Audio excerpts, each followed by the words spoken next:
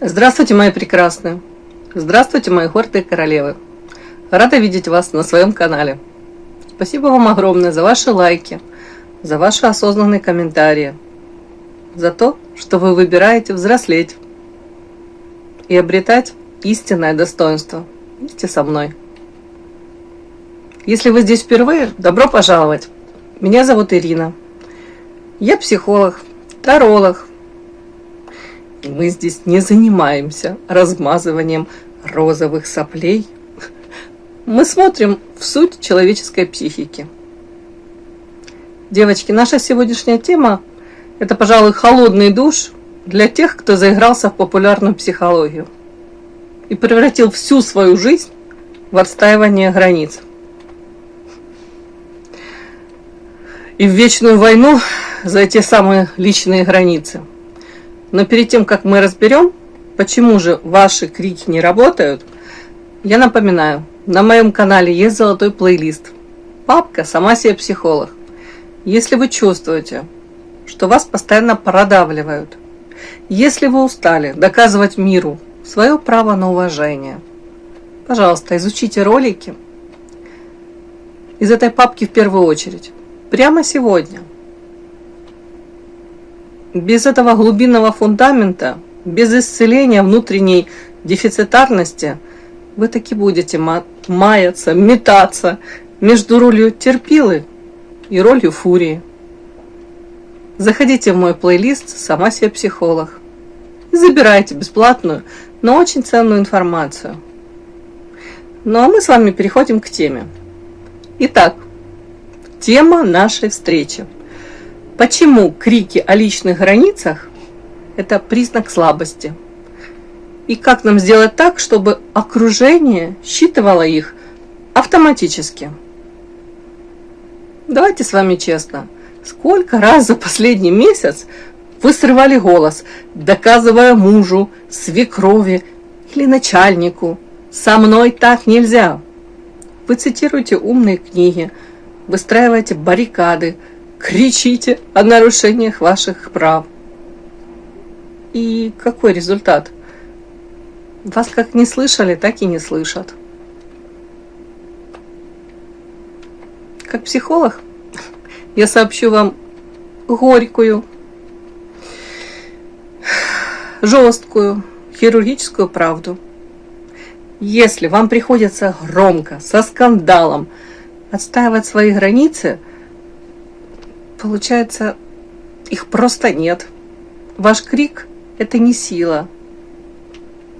Это паника слабого существа, которое чувствует, что его территория пуста. Настоящие границы, они считываются автоматически и без единого звука. Сегодня мы с вами разберем, как же включить этот режим невидимой брони. Итак, часть первая. Назовем ее, допустим, анатомия лающей собаки. Почему громкость выдает уязвимость? Давайте посмотрим на физиологию и архетипы. Кто в дикой природе кричит и шумит громче всех? Тот, кто до смерти напуган. Маленькая баллонка, она исходит лаем на всю улицу, потому что она понимает, если на нее наступят, от нее мокрого места не останется. А вот огромному волкодаву или льву ему не нужно лаять, он просто лежит. Но ни одна живая душа, она не рискнет подойти и пнуть его. Его границы, они считываются по объему его внутренней силы и спокойствия. Когда женщина начинает истошно орать и отстаивать свои границы, ее подсознание транслирует манифест слабости. «Я так боюсь, что ты меня обидишь. Я так не уверена, что имею право на уважение, что я буду орать превентивно, чтобы ты не заметил мою пустоту». Окружающие они не дураки. Наш рептильный мозг считывает эту истерику мгновенно. Люди видят, что за вашим криком стоит страх, и продолжают нагло нарушать ваши границы. Потому что они знают, реальных последствий не будет. Вы просто пошумите, и на этом все закончится. На эту тему есть шикарный, отрезвляющий житейский анекдот, который идеально показывает разницу между суетой и реальной силой. Купила как-то женщина на птичьем рынке огромного породистого попугая. Продавец, он предупредил ее. Птица умная, но характер сложный. Приносит она его домой, сажает в клетку. И попугай огляделся и как начал на нее орать.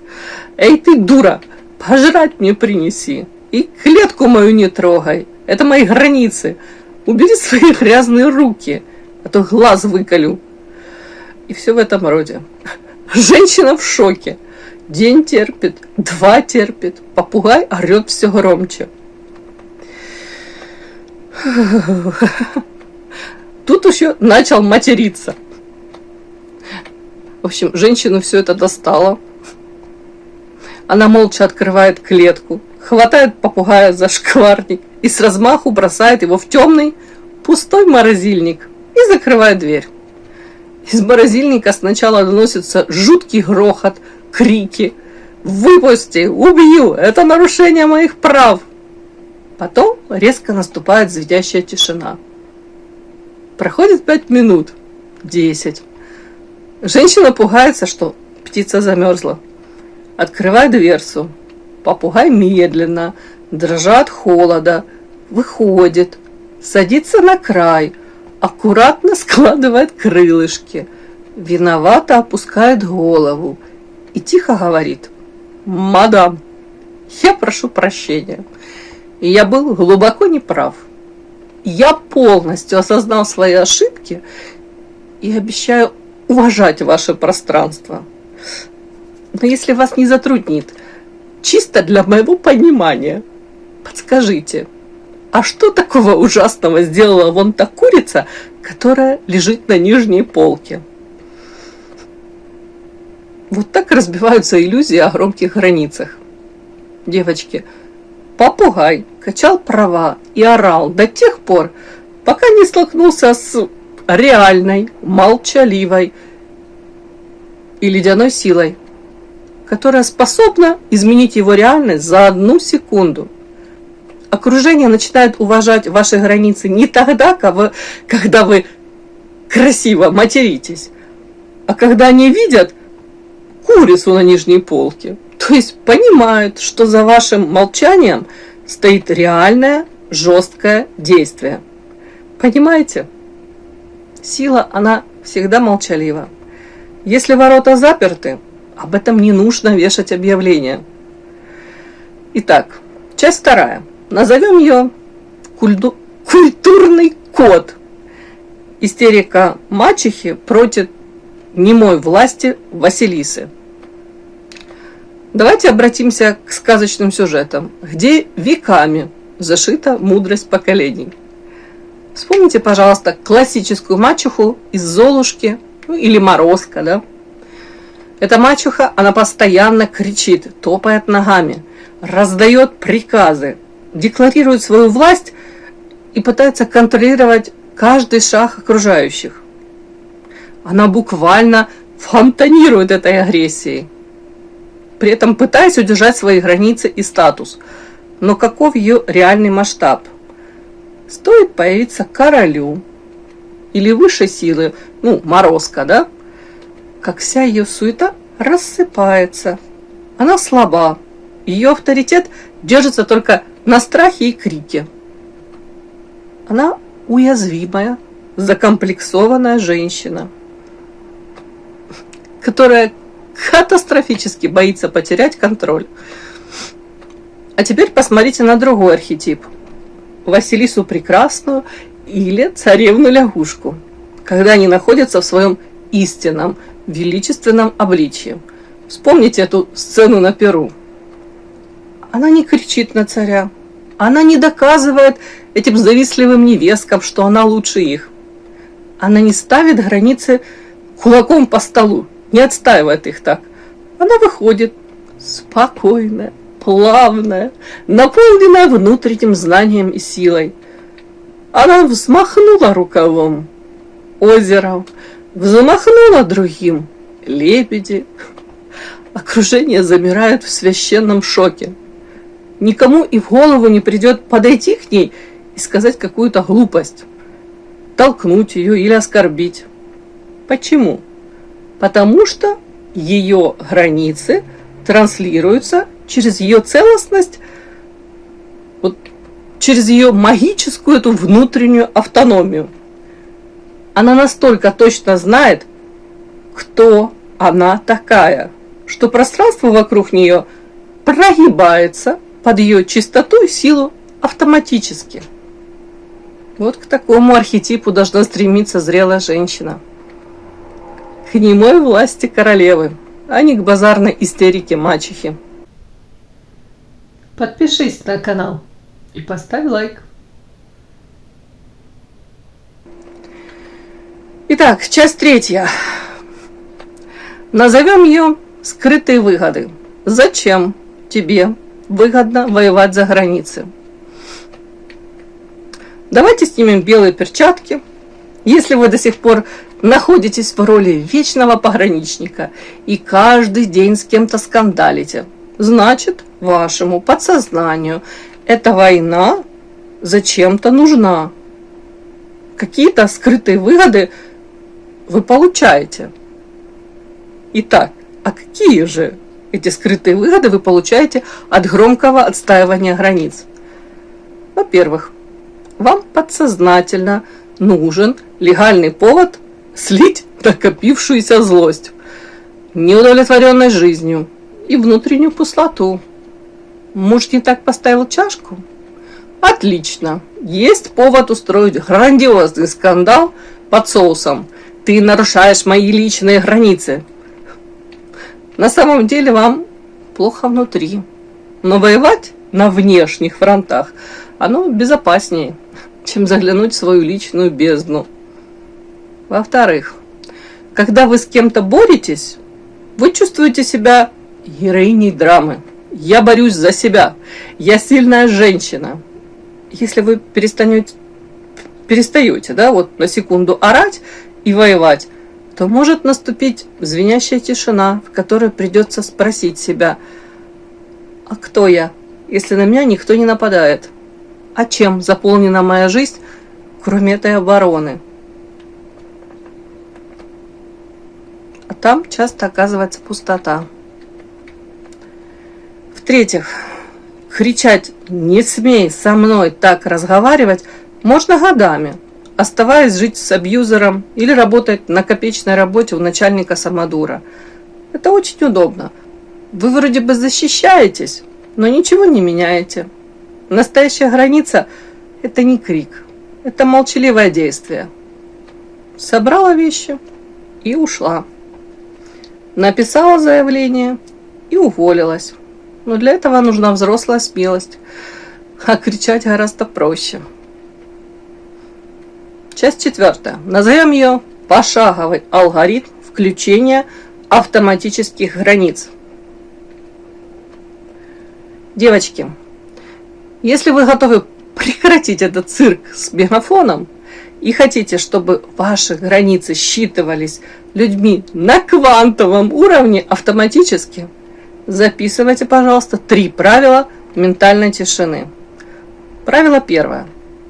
Закон первого предупреждения и немедленного действия. Запомните раз и навсегда. Королева предупреждает 1 раз. Спокойным, ровным, ледяным тоном. Без крика. Без оскорблений.